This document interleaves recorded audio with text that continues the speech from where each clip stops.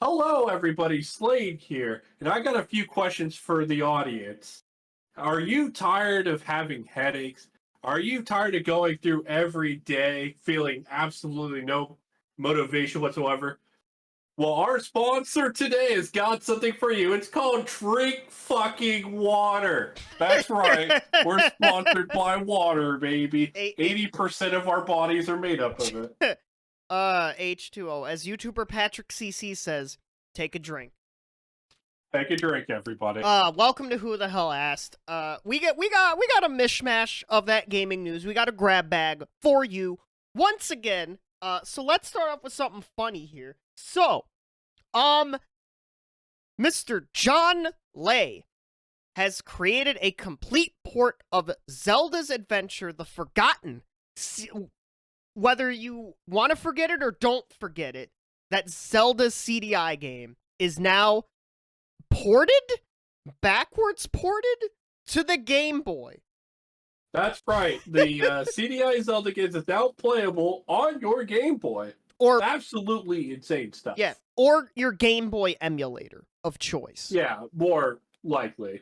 Yeah. But yeah, that's right. Some crazy bastard ported possibly the most crazy Zelda experience in the franchise. Yep. And as the Game Boy. Yeah, as you see on screen, they have the comparisons of the CDI gameplay versus the Game Boy gameplay. And Slade, I can't wait for you to stream this experience. Oh, God. Look, it's a new Zelda experience you've never played. Yeah, we talked about multiple times how there's never been a bad Zelda game. That's on the preface that the CDI games have never existed. They do not exist. They're not real. Well, look, maybe it's a better version. But yeah, you can play this on original hardware as well, alongside emulators. And apparently there is a plan to make it available for the Analog Pocket as a .pocket file. So, yeah, for Zelda fans, Slade included, here you go. You want something to tide you over until Tears of the Kingdom comes out in like 5 days or 6 days or however long? Well, here you go. Play Zelda's Adventure on Game Boy. Now that we've got the craziest story of the week out of the way, let's get into some more unfortunate Nintendo news. Oh. So, Nintendo has DMCA GitHub, which includes Lockpick. Yeah, so, as you probably saw in the thumbnail, we have Mario ground-pounding the GitHub logo. Thank you, Go Nintendo, for that. But yeah, originally reported on by Simon Aarons, it's Simon Time on Twitter, Nintendo issued multiple DMCA takedown requests to GitHub for the Lockpick tool, which you use that to dump keys from your own Nintendo Switch to use on Ryujinx or Yuzu. I was trying to think of the name of the Switch emu that was made by the Citra team. But yeah. Pretty unfortunate stuff, considering I don't even view this to be quite as bad as like downloading an emulator itself. Considering, well, look, the downloading an emulator is fine off their own Switch. Yeah, but I get it. Nintendo's gonna be all things anti-emulation till the end of time. Yeah, well, especially because we're not gonna show anything about this because I don't want to spoil anybody. Slade doesn't want to spoil anybody, but obviously, Tears of the Kingdom is out now and about in the leaker community, so be aware of spoilers for that. And Kotaku, being the very funny people that they are over there, we covered it before with Metroid Dread, Kotaku made an entire article of, yeah, here's the Zelda leaks. Yep, and it's probably to spite Nintendo, considering that they're blacklisted, and pretty funny stuff overall. Definitely don't look at the article unless you don't mind being spoiled. Yeah, but, we're not even gonna. We're not spoils there. Yeah, we're not even gonna link it. Yeah, not gonna link it in the description. But Kotaku did it again. They're being very funny. Whether you think they should be considered gaming media or not, they are considered a very popular gaming media website, as much as it hurts me to say it, but they are. And yet, maybe they shouldn't have made that one article on Metroid Dread. You know? But it does suck for the Switch emulation community, even though I would say most Switch emulator people right now don't use their own Switch keys. They don't do stuff with their own Switch games, but I could be wrong. I could be very wrong, but it does suck that a legitimate tool to dump your own games, which uses their own code. They don't use any Nintendo code to my knowledge.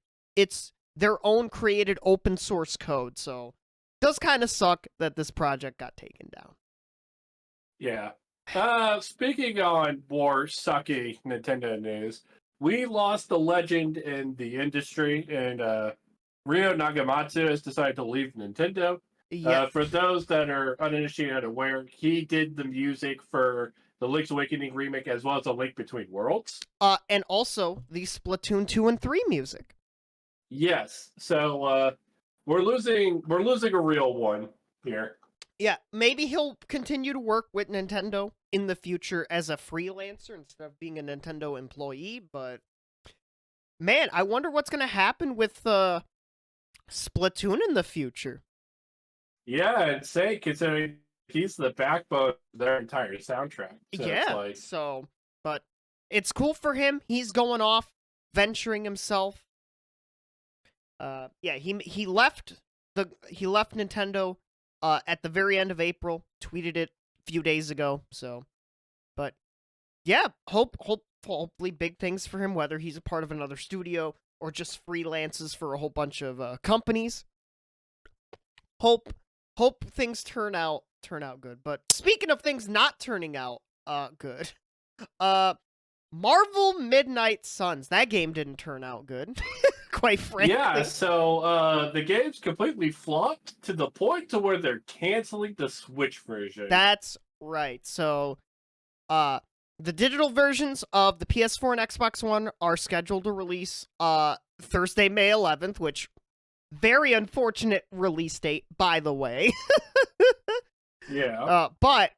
The Switch version. Note that a Nintendo Switch version is no longer planned. It is no longer planned. It is just fucking canceled. Yeah.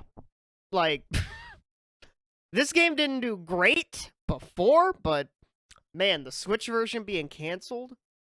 Woof. Yeah, it's pretty tough sledding, and I think it's just an ongoing trend that Marvel games just aren't popular with gamers as a whole right now. Well, unless your name is Spider-Man or potentially Wolverine.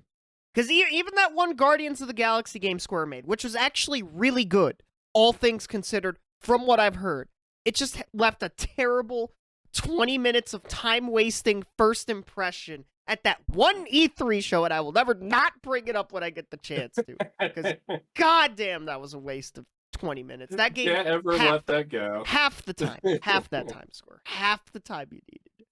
Yeah, but that's right. So that is pretty unfortunate for the Marvel game of Midnight Suns. Yeah. But I guess there's not going to be too many people disappointed because I don't know anybody that was really clamoring for this game anyway on Switch. So yeah.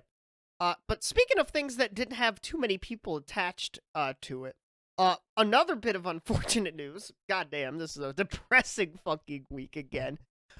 PixelOpus, a studio owned by Sony, known. I think their biggest hit game was Concrete Genie. I don't know if that's a game you have ever heard of, Slade. I've not, but I've scrolled down and had a look at it. So it's pretty unfortunate to see that another talented small indie studio is closing their doors at a large publisher. Yeah, and I believe for Sony, this was their final non-AAA gaming studio at Sony. So it's kind of unfortunate. PixelOpus had an office literally inside the same building as I believe it was Sony Santa Monica, I think. So hopefully all those employees that are either like shifted over to Sony Santa Monica or they're going off and doing their own thing. which wish all the success in the world for the people at PixelOpus. It's unfortunate. It's Yeah, unfortunate, I man. certainly hope so as well. And keeping on the trend of absolutely terrible news, because we love horrible news here. Who the hell asked? Apparently, this year's just all about that. Yeah, Unity lays off 600 more employees, and they are shutting down half of their offices. Yeah, so CEO John Riccitello says third round of layoffs in less than a year, which holy fuck, that's crazy. Yeah. It's all about setting themselves up for higher growth. But yeah, Unity's cutting another 600 employees. The cut equals about 8% of the company's headcount and will leave it with roughly 7,000 employees.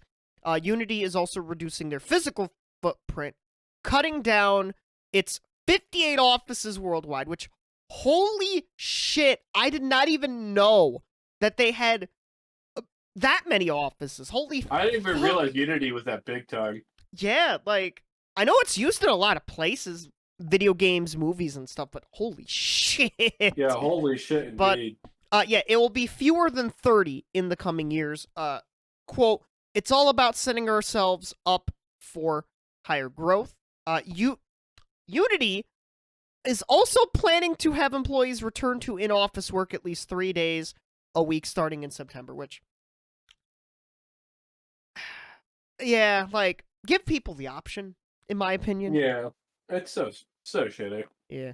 But yeah, they had 200 people laid off last June, which I don't know if we covered that or not. And then in January, this January, laid off 300 more employees.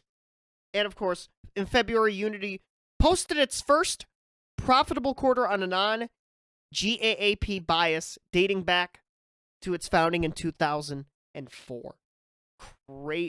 Crazy that this is their first, we recently found out this was their first profitable quarter on a non-GAAP basis. That's crazy. Yeah, and now that they're laying off, absolutely insane, terrible. Speaking of even more horrible news, because God knows, like I said, we just can't get enough of it. Yeah. Plaion, formerly known as Koch Media, is also restructuring with layoffs planned. Yeah, so, yeah, this is not the other Koch Media. Koch, you may or may not know, but... Koch Media, Yeah. you know, the Koch brothers. This is something completely different. Yeah, so, the publisher, formerly known as Koch Media, will merge Deep Silver, which, famously is known for, helping out with, oh, good old mighty number 9. That disaster of a game. Prime Matter and Raven's Court under the single brand known as Plaion. Sources tell us the aim is to produce fewer titles at higher qualities. And guess what Koch Media recently did? You know, that Saints Row remake, which didn't, I believe we covered this on the show, did not perform to expectations. No, absolutely not. Yeah, this is not going to be an immediate change, but it is part of a process that will take up to 12 months. Simplifying the publishing operations. It will only affect around 5 to 6 jobs, which, that's cool that not many people are going to get laid off in this process anyways, for now, but... The company employs over 2,000 people? What the fuck? What? That's a lot. That's a lot of people. But yeah, going forward, Plaion's publishing operations for these 3 brands will be built around 4 pillars: game portfolios and business, publishing, services, global sales, and marketing distribution partnerships. Yeah, also keep in mind that Koch Media was bought by Embracer Group all the way back in 2018. Yeah. Yeah, in that, I think, mega buyout, which included, I think, the rights to the Tolkien estate, if I remember correctly. So, essentially, this is just part of Embracer Group's much larger efforts to just absolutely cut down a lot of their teams. Like Byron said, it's only 8 people for now, but I don't know, we'll see. They haven't exactly had a lot of results that inspire confidence in the longevity of anybody employed there, but Hey, what do I know? I just talk about video games. Yeah. Yeah, and speaking of talking about video games, let's talk about the World Video Game Hall of Fame from the Strong Play of Museum, a great tradition that's happening, and we have the 4 latest inductees to the 2023 class, which are Barbie fashion designer, The Last of Us, aka now The Last of Us Part 1, Wii Sports, and Computer Space. What a selection. What a Selection indeed. I think 3 of those does definitely have a legacy to call all their own. I think The Last of Us kind of proved to the market overall that story driven narrative, games Yep. can be very successful. Yep. Wii Sports, the absolute fucking juggernaut of a game. Put Nintendo back on the map for a lot of people. And then Computer Space was the very first retail video game. But the odd one out, Slade, is Barbie fashion design. So their reasoning was that it sold more than 500,000 copies in 2 months, and it was a girl targeted towards girls. Yeah. Which video gaming definitely was back in the 90s more of a male-targeted thing. Yeah, so from that perspective, I can definitely see why this game would be part of this Hall of Fame. But not my first. I still think it's a pretty odd choice. Yeah, overall. Not my first choice, considering we know the field of finalists also included the original Age of Empires, Angry Birds, Call of Duty 4 Modern Warfare, FIFA International Soccer, GoldenEye 007, NBA 2K, Quake, and Wizardry. Some big names on that list. Some big pretty insane list overall, because I was just looking at that, and I'm just kind of surprised that Barbie beat it out. You could make some legends on that list, like COD 4, Modern Warfare, and GoldenEye 007. Those are iconic to the shooter genre. Yeah, Quake, big arena shooter, big PC game. Angry Birds, that was one of the first big mobile games to hit the market ever. Oh yeah, and they become got a success. Age of Empires right there too. Yeah, Age of Empires, a very popular strategy game, helped put strategy games on the map. So, but yeah, props to them. Maybe some of these other games will be in the class of 2024, but always a great thing to have a video game Hall of Fame. Yeah, so again, I think these are all excellent choices, even including Barbie. Don't quite understand exactly why, but yeah, pretty good class. I do think they could have fit 1 or 2 more games in the class this year. Have maybe put Angry Birds and COD 4, probably out of the selection. I think they want to avoid overcrowding the Gaming Hall of Fame, because then if it just becomes all the good video games, then it's not a Hall of Fame, it's a Hall of Very Good. That's fair, I would very much like to avoid that. That's fair. But and finally, speaking of something good, Square Enix will no, not Square Enix, Monolith Soft. I got my RPG devs mislabeled. Monolith Soft will be raising the basic salary for their employees from April 2023. The company will be implementing a regular salary increase. The starting salary for new graduates will increase by about 22% to 250,000 yen a year, which, what is that in USD? I will figure that out live on the air right now. All right, Byron's researching that, but having dug into it a little bit myself while he's getting that pulled up. Obviously, that's not exactly a whole lot. I'm actually kind of surprised that I'm making that much. Yeah, so in the US, that will be, the starting salary is $1,854.12. I don't know if that's per month. Or per year. Yeah, I'm pretty sure that's per month. Yeah. I'm pretty sure it's per month. And they make somewhere around 3 million yen a year or something. Yeah. Okay. Yeah. So now let's go into why that's a terrible salary. Because $1,180 per month, Byron. What is that over a 12-month span? I think that's about like 20K, I think, somewhere in that Yeah, range. that's a generous estimate, right? 20K. Yeah. Do you know anybody anywhere in the States that are surviving off 20K a year? Probably some, but not very many people. Not very many. It's obviously not a living wage, right? It is insane to me how probably some of the most talented people at Nintendo right now. Yeah. Like I shit you not, they literally run R&D for so many games outside of the Xenoblade series, like Breath of the Wild, famously, but also games like Pokemon Legends Arceus, amongst many others. Probably even Tears of the Kingdom. Yeah, probably even Tears of the Kingdom. Like you're talking about an insanely talented studio. This is what they're paying their developers. Like, holy shit. And we know the Xenoblade series isn't like flopping or anything. They've all sold more than 1 million copies. Well, to be fair, this is the starting salary for new graduates. So I would imagine the higher level people are being paid more money. I would certainly hope so, because seeing this, my initial reaction was, wow, that is insane. So, yeah, is it great that they're increasing the starting salary pay? Yes. Sure. But, like, really? That's it? well, look, maybe the Japanese economy is very different to the U.S. economy and all that stuff. So I mean, for God's sake, Xenoblade Chronicles 2 had everybody thinking the Switch was just absolutely capable of so much more than what it actually is when that game came out.